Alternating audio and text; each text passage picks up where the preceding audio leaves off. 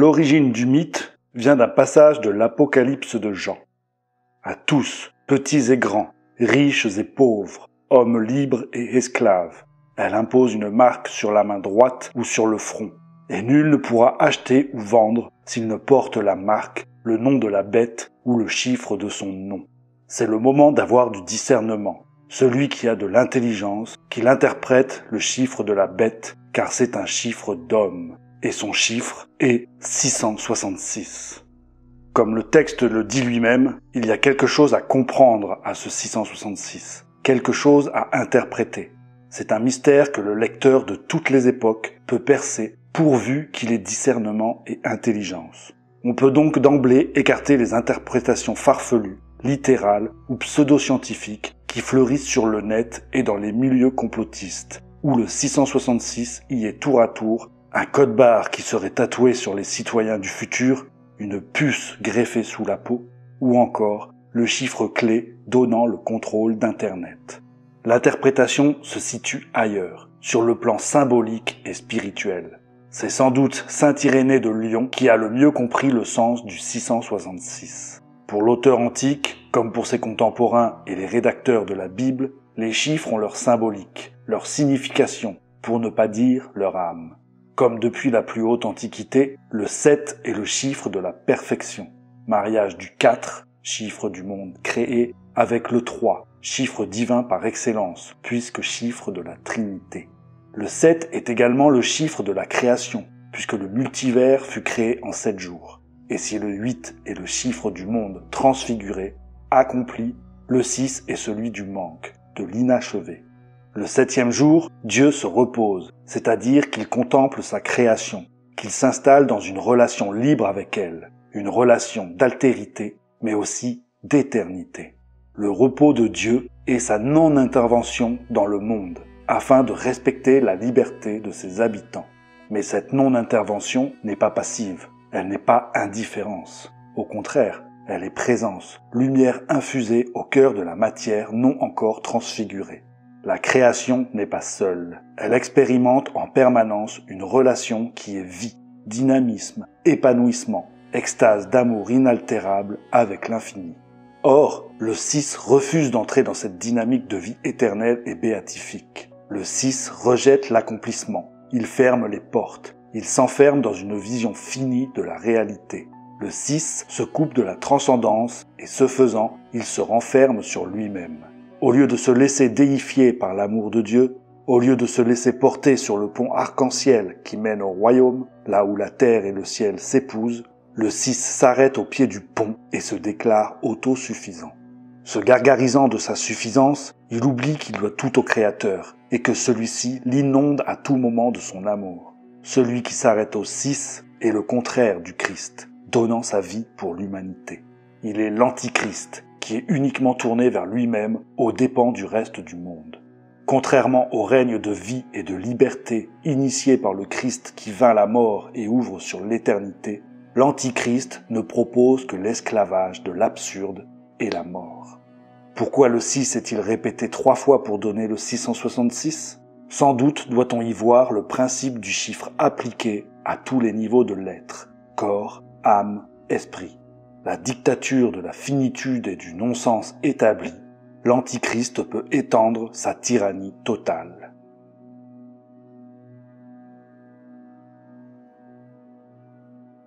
En ne s'ouvrant pas à l'éternité, en la refusant librement, l'angoisse de la mort aura tôt fait de submerger l'être humain trop conscient de sa fragilité physique. Cette peur de la mort, dont les pères diront qu'elle est la plus terrible conséquence de la chute, est une peur qui fige, une angoisse qui mène à toutes les addictions pour se faire oublier, une terreur qui pousse à détruire d'autres vies afin d'engranger plus de ressources, plus de biens dans un réflexe cupide d'autopréservation. Si nous étions libérés de la peur de mourir, que de mal serait évité. L'avilissement de l'homme par l'homme est ce dont se repaît l'ennemi du genre humain. L'Antichrist est incarné par tous les esclavagistes modernes, dans tous les signes qui réduisent le corps à un objet, ou au contraire, dans ceux qui nient son existence. La tyrannie du corps, le premier 6, détruit toute forme d'amour, de charité, ou même d'empathie vis-à-vis de l'autre. Elle réduit le prochain à une donnée exploitable, un objet, une chose dont on peut user et abuser.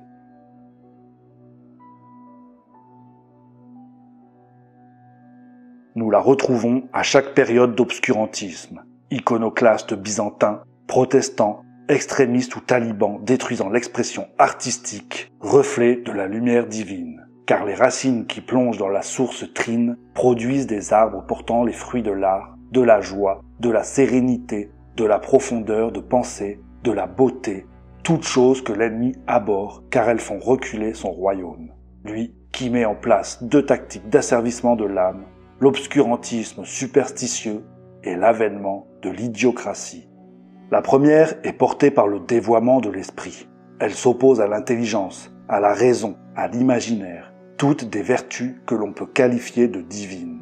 Et la seconde est l'abrutissement de masse induite par la dose massive de platitude et de vulgarité crachée par les télévisions du monde et certains sites internet.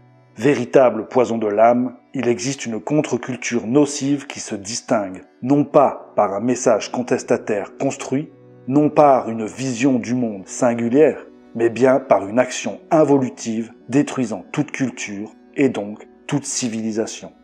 Le deuxième 6 détruit toute forme d'émerveillement et d'intelligence. Que ce soit en la censurant ou en la poussant dans les extrêmes de la déliquescence, la tyrannie exercée sur l'âme permet d'assécher les cœurs, de couper l'élan évolutif et spirituel ou d'installer une société de consommation qui va entretenir et amplifier la tyrannie du corps, chacun des 3 éléments du 666 étant soutenu et amplifié par les 2 autres.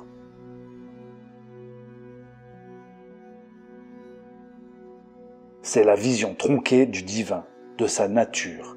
Répression, torture, châtiment, discrimination, machisme. La liste est malheureusement interminable et douloureuse. Douloureuse car de la pulsion de l'homme pour le divin devrait résulter des civilisations immortelles, puisant leur force à la source éternelle. Dans un retour de balancier, l'homme a le réflexe de rejeter les images idolâtriques du Dieu terrible, mais sombre alors dans un athéisme non moins catastrophique sur le plan de son évolution personnelle et collective. Il passe de la dictature de l'idole au refus conscient de son origine et de sa destination divine. Le 3e 6 est peut-être le pire de tous. Il bâtit des murs entre le Créateur et sa création. De père-mère aimant et personnel qu'elle est réellement, la notion de Dieu devient, dans l'esprit perverti, un surveillant d'école, un gendarme, un maton, ou à l'inverse, une énergie mécanique floue ou un grand néant.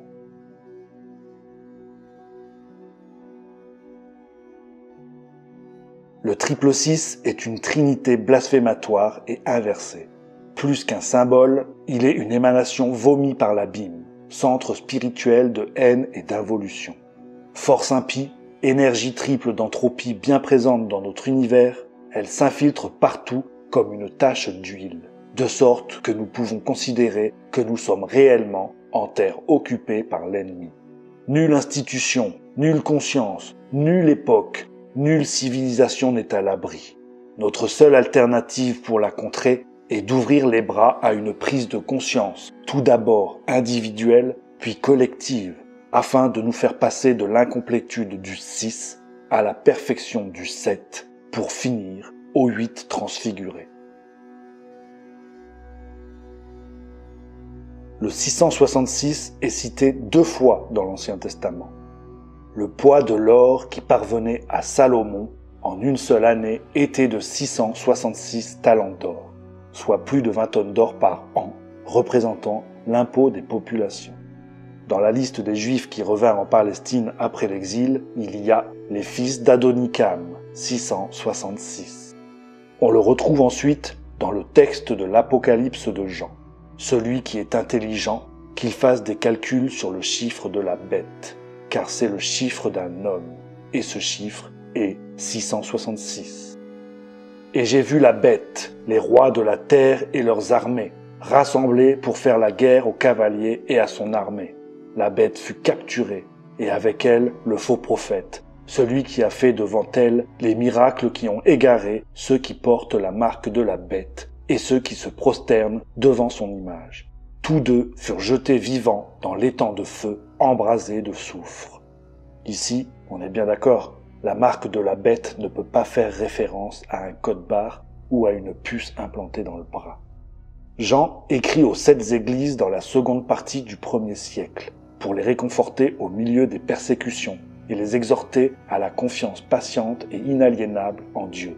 Lui-même est exilé à Patmos. Son langage codé de l'époque veut être un avertissement, bien compris par les chrétiens, pour les préparer à l'épreuve.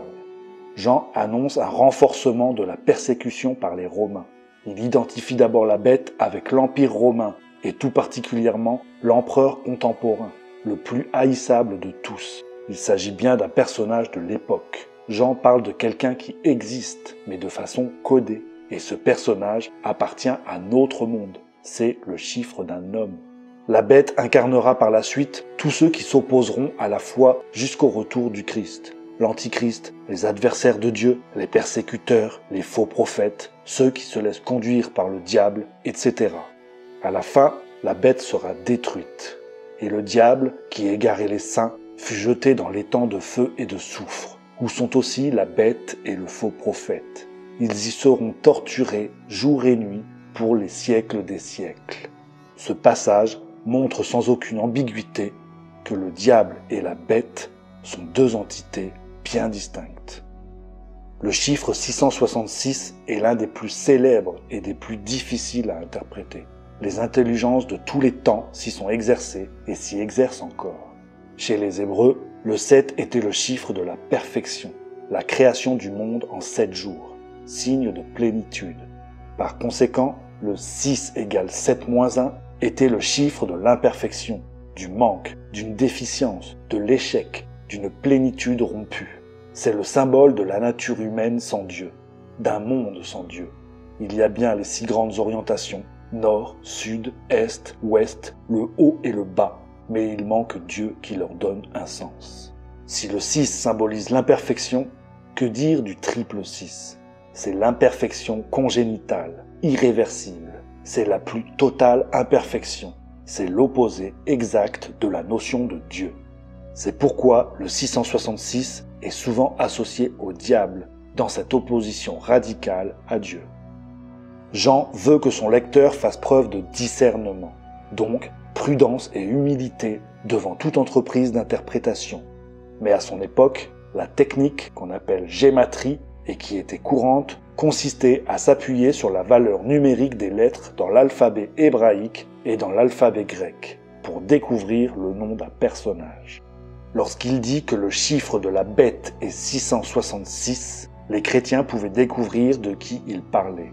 Beaucoup d'interprétations ont été données, des plus fantaisistes aux plus pernicieuses. L'interprétation la plus probable, retenue dans la tradition de l'Église, serait qu'il ferait référence à César Néron, qui a régné sur Rome de 54 à 68. Il a été le plus grand tyran des empereurs romains. Il a déclenché la persécution la plus cruelle que l'Église ait connue. Son nom codé pouvait être une clé pour les chrétiens. Dans l'Apocalypse de Jean, 17.3 et 17.9 précisent que la bête a 7 têtes, ce qui désignerait la ville aux 7 collines, Rome. Une remarque en passant. Lorsque nous cherchons un site sur Internet, nous commençons par www. En hébreu, W égale 6. Nous écrivons donc 666. Mais pas de panique. Le chiffre 666 évoqué dans l'Apocalypse, loin de s'arrêter à César Néron, symbolise pour la durée de l'Église et du monde un état d'esprit, un comportement qui refuse Dieu, s'oppose à lui ou le combat, la vie d'une personne qui, au lieu de promouvoir la paix et la liberté, se comporte en tyran et sème la mort autour de lui. Nos 2000 ans d'histoire ont connu de nombreux 666.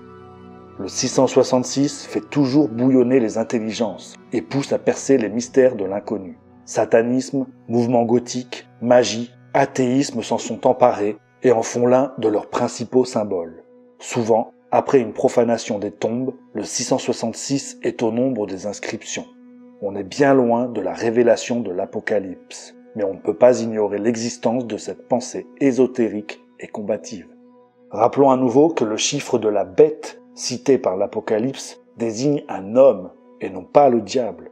Comme c'est Satan qui pousse les persécuteurs, les opposants à Dieu, etc., on lui attribue par amalgame ce même chiffre qui ne le concerne pas vraiment, puisqu'il est déjà séparé de Dieu, déjà condamné. 666 est écrit avec 3 S. Le S symbolise le 6, donc 666. Les lettres utilisées comme chiffres romains, I, V, X, L, C, D, sont devenues magiques à leur tour. D'ailleurs, I plus V plus X plus L plus C plus D égale 666. 666 peut être pris comme nombre triangulaire, correspondant au calcul des pythagoriciens. 6 fois 6 égale 36. Si l'on fait la somme de tous les chiffres de 1 à 36, on obtient 666. À partir de là, on a pu construire la table en 9. A égale 9, B égale 18, C égale 27, etc. Tous les chiffres, en s'additionnant, donnent 9. 18 égale 8 plus 1. 63 égale 6 plus 3. 198 égale 1 plus 9 plus 8 égale 18, qui donne 9, etc. Fait curieux, les lettres utilisées comme chiffres romains, avec la table en 9, donnent à nouveau le même total. I, V, X, L, C, D égale 81 plus 198 plus 216 plus 108 plus 27 plus 36, qui est égal à 666. Avec cette table, on peut trouver plus d'une centaine de noms en 666.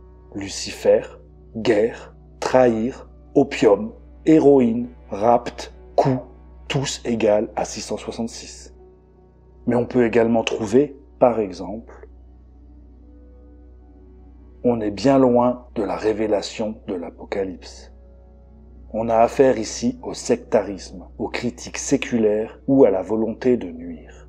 Volonté aussi de créer la peur, la superstition. Gare à l'enfant qui va naître un 6 juin à 6 heures du matin. Si on fait bien attention, le monde qui nous entoure nous piège, à notre insu. Ce n'est pas le monde des ténèbres pour rien.